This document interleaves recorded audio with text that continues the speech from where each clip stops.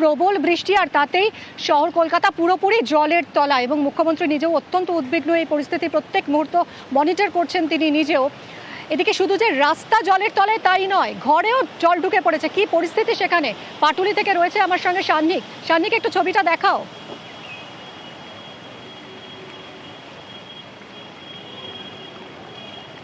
দেখো, আমি এই মুহূর্তে রয়েছি পাটুলির এইচ ব্লকে। আর পাটুলির এইচ ব্লকের ভেতরে যখন ঢুকলাম, গলির ভেতরে প্রত্যেকটা বাড়ির মধ্যে বর্তমানে জল ঢুকেছে। আমি একটা বাড়ির সামনে রয়েছি, বাড়ির দরজার কোন হাইটে জল রয়েছে তুমি সেটা দেখতেই পাচ্ছ। জায়গাটা অনেকটাই জলের অনেকটাই বেশি রয়েছে এখানে জল। আমি দেখছি যারা বাড়িতে রয়েছেন তাদের সঙ্গে কথা বলার চেষ্টা করব, কেননা বাড়ির ভেতরে যেরকম পুজোর আগে জল ঢুকে যাওয়ায় যে কি পরিস্থিতি, এখন বাইরে থেকে আবর্জনা রয়েছে সেগুলোও ঢুকছে বাড়ির মধ্যে। বাড়ির মধ্যেকার পরিস্থিতি যথেষ্ট খারাপ। একটু ভেতরের ছবিটা একটু দেখাতে বলবো। আমার ক্যামেরা পার্সন রয়েছে অবশ্যই, মনোজ কুমার আমার সঙ্গে রয়েছে, তাকে একটু সাবধানেই আসতে বলবো, কেননা জায়গাটা অনেকটা নিচু রয়েছে। দাদা, একটু আপনার থেকে জানার চেষ্টা করব, বাড়ির ভেতরের ছবিটা তো আমরা দেখতেই পাচ্ছি, একেবারে খুব খারাপ পরিস্থিতি।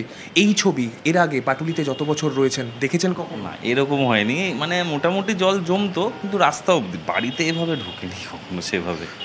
হ্যাঁ, এভাবে বিচ্ছিরি অবস্থা। বাড়ির মধ্যে জল ঢুকে যাওয়া এবং উচ্চতা কতটা? প্রায় হাঁটুর ওপর। দাদা, আপনি এখানটায় রয়েছেন, বাড়ির মধ্যে কি কি সামগ্রী এখনো পর্যন্ত জলের তলায় গেছে? আমার পাম্প গেছে, তা আপনার কিছু কাপড় লতা সেগুলো গেছে, আর কাঠের আলমারিগুলো যেগুলো দেখছি জলে ডুবে, কাঠের আলমারিগুলো ডুবে গেছে হাফ হাফ, এসব পরিস্থিতি আর কি। ঘরের মধ্যে কাঠের যা যা ফার্নিচার সেগুলো জলের তলায়। এই যা পরিস্থিতি, তাতে এই কাঠের জিনিস অবশ্যই নষ্ট হয়ে যাওয়ার তো একটা সম্ভাবনা থেকেই যায়। আরও টেবিল চেয়ার রয়েছে, পাশাপাশি গুরুত্বপূর্ণ জিনিসের মধ্যে বাড়ির পাম্প, যেটা দিয়ে বাড়ির যে নিত্য প্রয়োজনীয় যে জল, সেই জলের যে সাপ্লাই, সেই সাপ্লাইও আপাতত বিঘ্নিত, কেননা তারা জল তুলতে পারবেন না যতক্ষণ না এই জল নামবে এবং এই পাম্প যতক্ষণ পর্যন্ত না তারা সারাতে পারবেন।